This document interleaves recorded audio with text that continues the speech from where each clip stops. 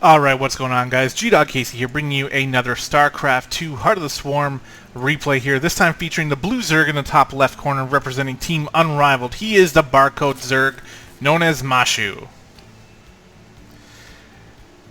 And his opponent, the villain for this matchup, the red Zerg, the one and only EGJD.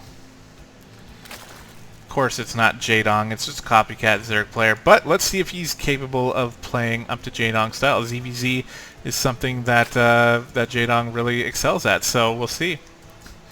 If it is Jadong, then you know, I love Mashu, but if you're playing against Jadong, you're most likely going to get wrecked. And this is a bit of an older game here on Merry-Go-Round. It's been forever since I've even seen this map, which is saying something. But yeah, so we got a ZVZ here on Merry-Go-Round. Mashu, the barcode Zerg player, is going to be our hero for this match.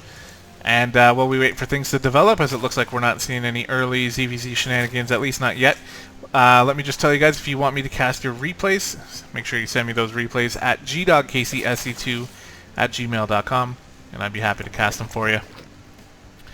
It is getting to be a little bit late tonight. I've casted about 5 replays. I think this is the 5th replay in a row that I've casted. And it's getting late. It's past 2 in the morning.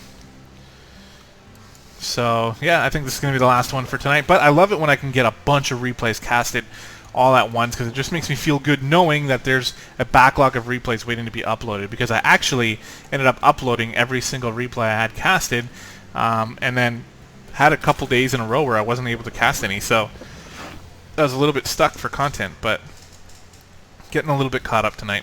Anyway, here we go. We got the gas going down first and the spawning pool for Mashu. Meanwhile, we have this pool first into a hatchery from JD. And I like this. Well, I like both openings. In fact, I've done, well, I don't usually do the gas first unless I'm planning on being super cheesy. I think what Mashu's going to do with this is most likely pull out a gas. We can see him pulling out now, getting that really quick Zergling speed that he can start up right away with a queen as well as 4 Zerglings, maybe even a 6th one when the larva becomes available. Or that might be another drone, not sure, but it's going to be nice and safe. It's going to protect him against any really early bullshit that a Zerg player can do to you. So Mashu's going to be safe. Meanwhile, the gas for JD is going a little bit later here. That's why he's getting the spine crawler, as he's noticing there's no expansion here, although the expansion is going down now. So JD is going to be playing a little bit more defensively with that.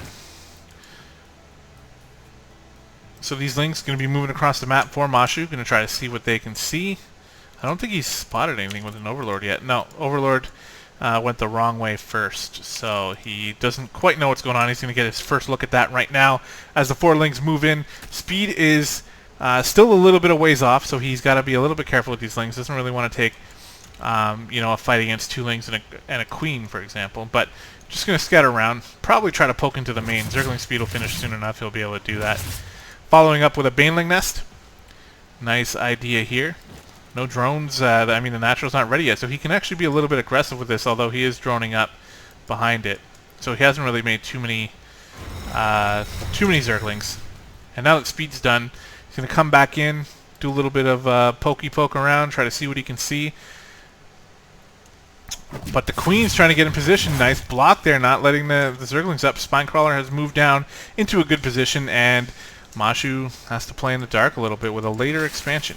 Going to try to drone up a little bit to catch up here. And he's not too far behind, which is pretty good. But his early speed advantage, unfortunately, didn't really do much for him, at least not yet. There's still quite a large window with Mashu having the speed advantage.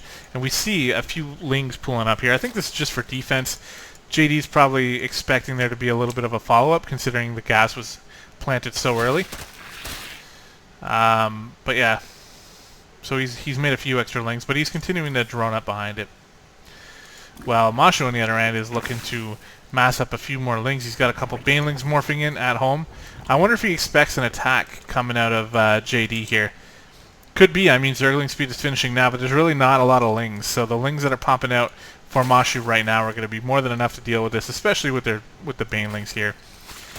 Meeting him out on the field, both players have speed now, so that advantage is gone for Mashu, and JD has been droning up quite heavily behind this, so he's actually ahead in the drone count right now. and looking like he's going to be moving on to the next phase of the game, which is probably going to be a Roach Warren. Whereas Mashu getting a really fast lair here. All right, well, we've seen Mashu play the Ling Muta style before, so we could see it again here. Third base going down for JD. This is nice and early.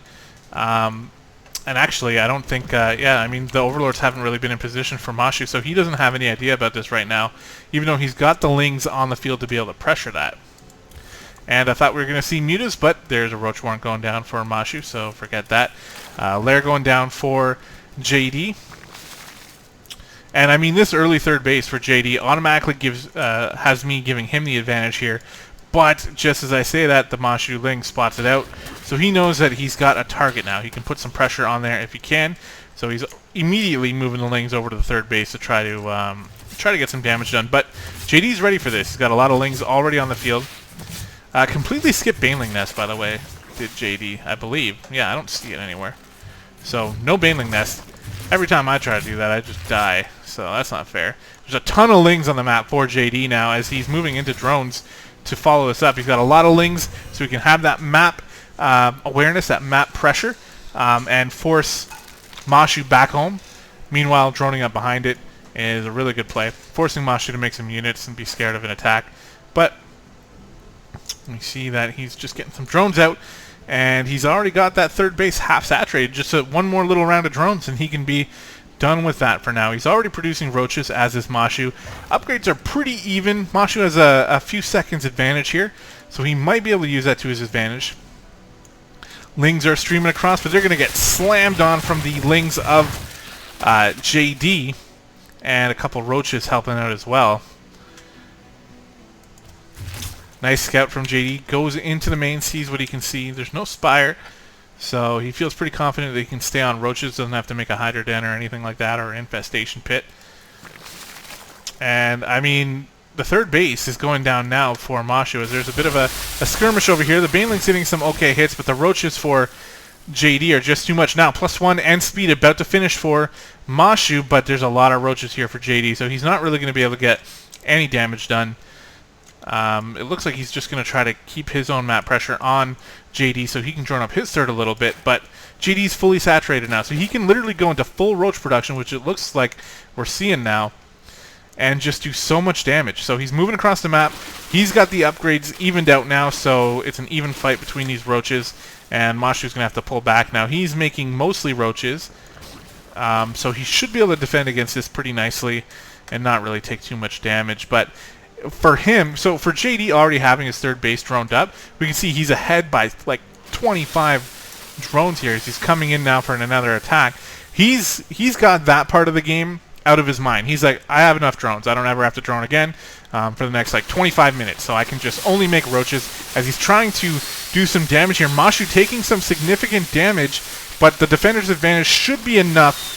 JD gonna try to force his luck here. I think he's gonna kill a lot of roaches, but I think eventually he will be cleaned up.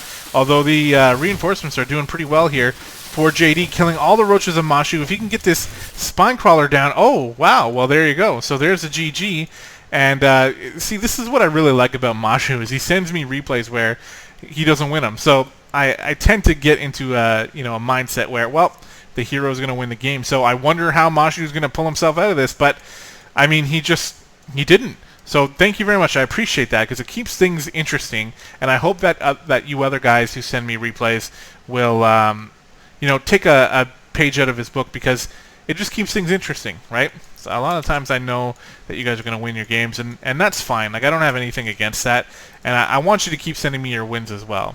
But send me a loss from time to time to keep things interesting, as EGJD does kind of put the hurt on Mashu here, and it was all about that early third base that went unscouted for a little bit too long, and then JD just picking perfect timings to drone it up, and he droned it up nice and quick so he can just focus only on roaches, whereas Mashu the whole time still thinking like, okay, I'm making roaches now to defend, but at some point I need to make some drones, but I don't know when I can do it, and as soon as I make drones I'm going to get attacked, and it's an icky feeling.